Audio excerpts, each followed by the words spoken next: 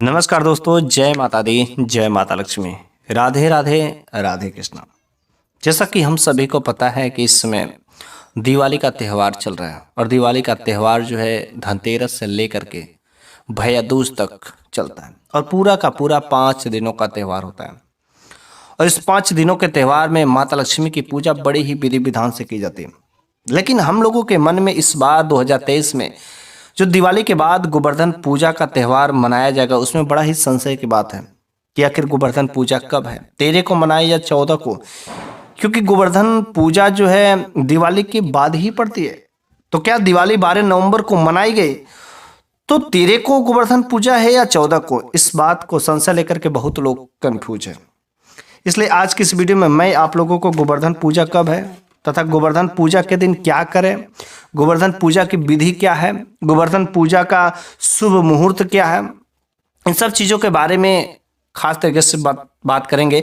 लेकिन आज की इस वीडियो में मैं आप लोगों को गोवर्धन पूजा के दिन एक ऐसा उपाय बताएंगे जो यह उपाय आपके जीवन के लिए जन्मों जन्मों से जो चली आ रही है, आपके घर में कंगाली है, दरिद्रता है, पैसों की तंगी, आर्थिक समस्या है, सारे के सारे को मुक्त कर देगा। बस आप इस उपाय को सही तरीका से सही मुहूर्त पर यदि आप गोवर्धन पूजा के दिन कर लेते तो यकीन मानिए आपके घर में, आपके जीवन में किसी प्रकार की कोई दुख तकलीफ नहीं आती।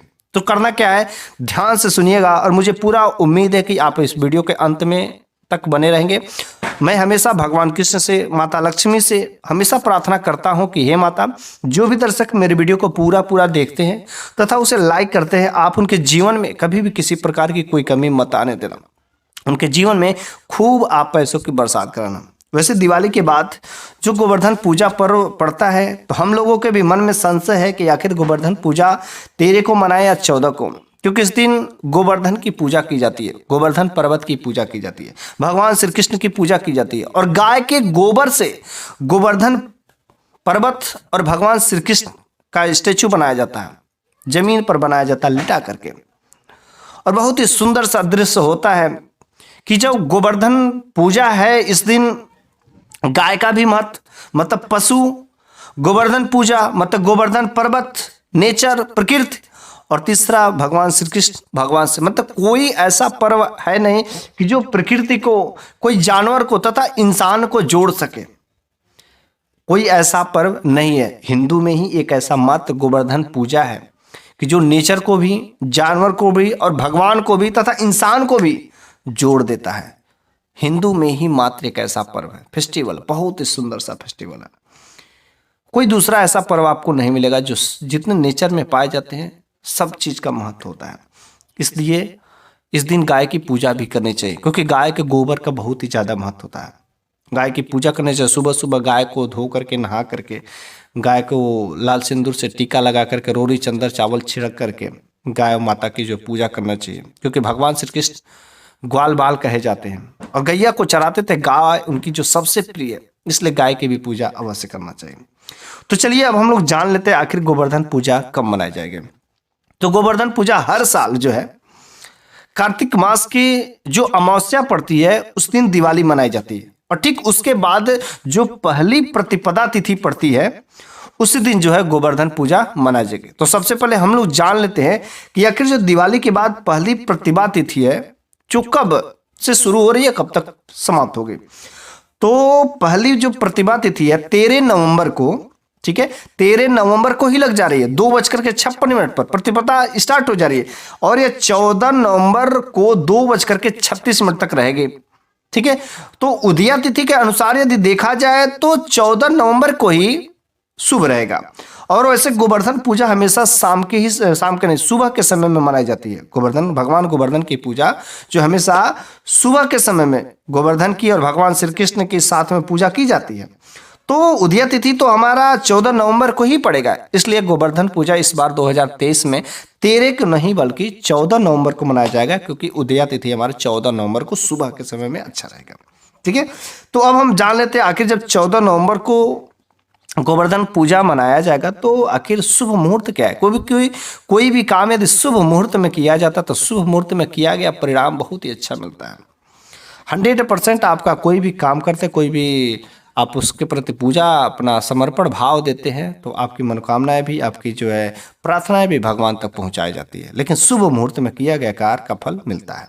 ठीक है, तो शुभ मुहूर्त जो है गोवर्धन पूजा का क्या है कि जिस समय हम पूजा करना चाहिए, और सुबह के समय में 6:43 से लेकर के 8:52 तक, लगभग जो 2 घंटे का समय है। और इस 2 घंटे में सभी लोग अपने घरों पर जो है गोवर्धन की, भगवान श्री कृष्ण का गाय के गोबर से क्या करते हैं, बनाते हैं। और उसके बाद से जो नाभि होती है, उस नाभि में आप चाहे तो वहाँ पर उनके ऊपर जो एक दीपक जला सकते हैं, रोरी, चंदन, अबीर जो है। और जब आप गोवर्धन पूजा बनाते हैं तो गोवर्धन पूजा मतलब गोवर्धन की जो पर्वत की आप बनाते हैं उसके ऊपर कुछ घास फूस जरूरी रखना चाहिए। ठीक है, दूब वूब जरूर रखना चाहिए ताकि पर्वत जैसा लगे। इससे क्या होता है कि भगवान श्री कृष्ण भी प्रसन्न होते हैं। ठीक है, तो इस तरीके से शुभ मुहूर्त हमको पता चल गया, मतलब 6:43 से लेकर के 8:52 तक। और इस दिन जो भगवान कृष्ण की पूजा की जाती है, गोवर्धन की पूजा की जाती है तथा गौ माता की भी पूजा की जाती है, क्योंकि गाय के गोबर का अति महत्व होता है। ठीक है, पूजा विधि में आपको क्या करना है, सबसे पहले सुबह उठ करके फ्रेश होकर के नहा धो करके आपको सुबह में ब्रह्म मुहूर्त में काम करना होगा, सुबह उठना होगा। क्योंकि 6:43 है, उसके पहले आपको गाय के गोबर को कलेक्ट करना है। और गाय के गोबर से आपको क्या करना है कि भगवान श्री कृष्ण की चित्रकला को और गोवर्धन की चित्रकला को अच्छे से भली भांति आपको बनाना है। ठीक है, गाय के गोबर से ही बनाया जाता है। ऐसा नहीं कि गाय का गोबर आपको छूना नहीं पसंद करते हैं तो ग्लव्स पहन करके या किसी भी चीज़ से कैसे भी आप जो है, गाय के गोबर का बहुत ही ज़्यादा महत्व होता है। यदि गाय के गोबर का आप अपने हाथों से स्पर्श कर लेते हैं तो गाय का गोबर जो बहुत ही पवित्र चीज़ है। अनेक प्रकार की यदि आपके हाथ में ऐसे कुछ कुष्ठ रोग भी होने वाले रहते हैं, कुछ ऐसे चर्म रोग भी होने वाले रहते हैं, तो गाय का गोबर छूने मात्र से वह रोग यूं ही, हाथ वाली जो चर्म रोग संबंधी है, यूं ही समाप्त हो जाते हैं। गाय का गोबर इतना जबरदस्त होता है। ठीक है, पहले गांव में जो क्या करते थे, गांव में लोग उपला जो बनाते थे, तो उपला बनाने के लिए गाय के गोबर को अच्छे से क्या कर दिया जाता, उसको मला जाता था पैर से या हाथ से। तो क्या करते थे उस समय की जो महिलाएं रहती थी, साबुन, सरफ ये सब नहीं यूज करना पड़ता था, बल्कि वैसे ही गाय के गोबर का बस बार बार जो है रगड़ने से इतना हाथ साफ हो जाते थे कि वहां पर कोई साबुन, क्रीम, शैम्पू काम नहीं कर सकते। इतना जबरदस्त काम करते थे, एकदम चिकना हो जाते थे। इसलिए अगर गाय का गोबर से यदि आप जो हाथों से यदि बनाते हैं तो आपके जो गाय का गोबर से हाथ में लगेंगे और जो मैल गंदगी रहेगी वह तो साफ होगी।